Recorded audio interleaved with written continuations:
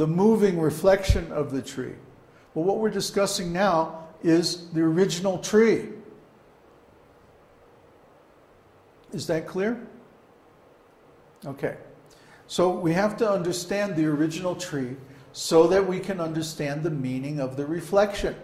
If we had never seen an ordinary tree, and all we saw was the reflected version of the tree in the water, then how would we be able to understand what a tree is? We would think a tree is something that sort of wiggles, you know, and has its branches downwards. But actually a tree stands still and has its branches upwards. So we have to know the original tree. Then we can understand the reflected tree. But we shouldn't be lazy. We should study if necessary. Clear up our terms. Next question. Can you explain the second quadruple expansions of Sankarshan a bit more? Okay.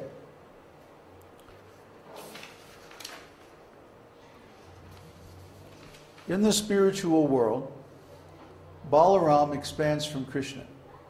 And then from Balaram expands Vasudeva, Aniruddha, Pradyumna, and Sankarshan. Now, these personalities are all present in Dwarka. Only Balaram is present in Vrindavan, though. Okay? Krishna is the supreme. Therefore, he has nothing to do. He simply wills that certain things should happen. And then he expands himself, and the expansions take care of all this other business. Krishna just engages in loving pastimes with his devotees. That's all he does.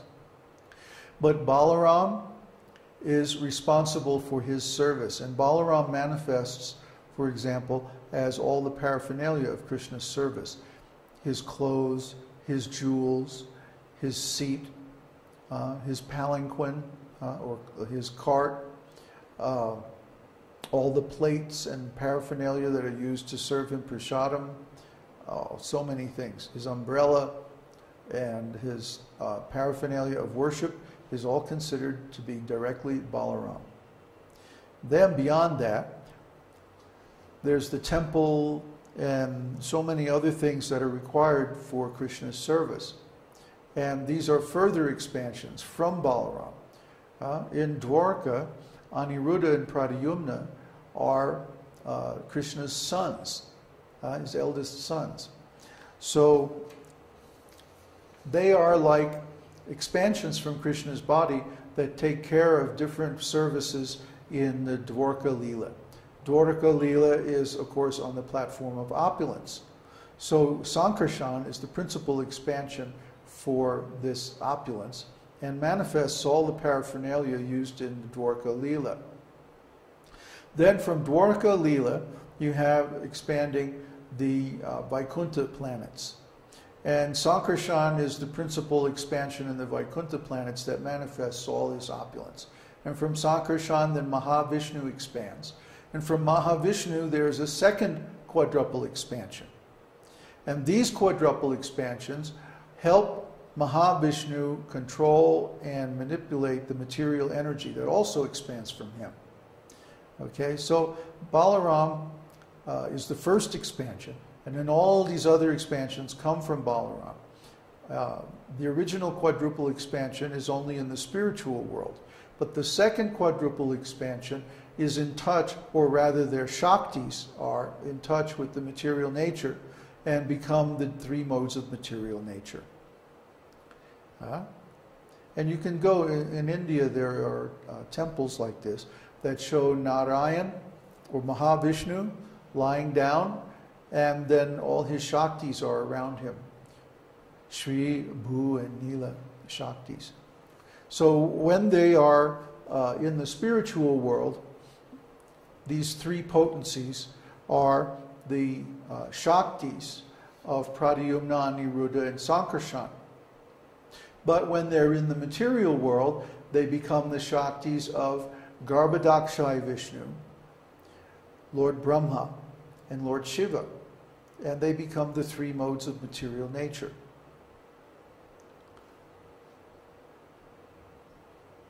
Is that okay? Huh? We're going to study a diagram of all this in the next section of the class. But first I want to make sure that we understand what the questions are that we're trying to answer by that study. Is there another question? I have one question, it's not here. Okay, what's your question? This is something that we realize it's not just mental. Right. We're meant to realize this. It's not just a mental construct. That's right. The way we realize this is by chanting a mantra? That's right. Krishna is the key. If we realize Krishna, we realize everything. Everything is contained within Krishna. Everything emanates from Krishna. So by chanting Hare Krishna, then automatically we realize all these details. Is it our strategy right now is to mentally understand it and later on realize it? What else can we do? His question is our strategy to mentally realize it now and then later on realize it directly? Yes. Well, what else can we do? Just chant. How else? Well, no. That's like saying just get in your car and drive without any destination or without any route. We have to have a map. That's what the ontology is for. This is why the ordinary devotees in ISKCON and other organizations are not becoming self-realized. Because they're driving around with no map. They don't have any idea where they're going. So they're getting lost. They've never seen it. It doesn't matter whether you've seen it or not. You have to know what to ask for. When we chant, we're asking Krishna, Krishna, energy of Krishna, please engage me in your service. Well, what service? Which service exactly do you want to be engaged in? What part of the spiritual world do you want to go to? What mood do you want to exchange loving affairs in? What kind of form do you want? What kind of activities do you want? What level of the spiritual world do you want to be in? There's all these questions. It's a big place. It's bigger than this whole material universe. So there are all these different layers, all these different levels, all these different destinations that you can go in the spiritual world. Which one do you want to go to? What are we asking for? What are we trying to accomplish with our chanting? A good example is Dhruva Maharaj. Dhruva was chanting for one very particular reason. He wanted to be the king. He was supposed to be, as the eldest son of his father, he was supposed to be the next king. And his mother-in-law cheated him. Not mother-in-law, stepmother? What do you call someone's second wife? Anyway, the second wife of his father cheated him out of being the next king. So he said, who can help me? And his mother said, only God can help you. So he said, well, how do I find God? And his mother, she didn't know very much about God. She said, well, great saintly persons go to the forest to find God. So he said, okay, I'll go to the forest and find God. So he went to the forest and he started chanting. Narada Muni appeared and became his guru, so he had a lot of help. So he started chanting specifically to get his kingdom back. And after 6 months of chanting, that sounds familiar, doesn't it? 6 months. It was 6 months. Huh? Wasn't it less? No, 6 months. After 6 months of chanting Om Namo Bhagavate Vasudevaya and performing austerities, then Krishna appeared to him. He appeared in his four-armed form as Vasudeva. So when Vasudeva appeared, Dhruva said, I was wrong.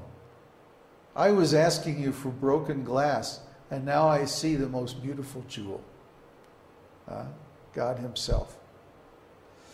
So actually, the thing that we ask for when we're chanting, or the thing that we desire while chanting, determines what result we will get. So it's very important that we have a clear idea what we're asking for. because we will get it. And if we desire something less than the ultimate, then we'll lament like Dhruva. We'll say, oh no, I was just asking for something stupid, something very small. Why was I asking that? That wasn't very intelligent.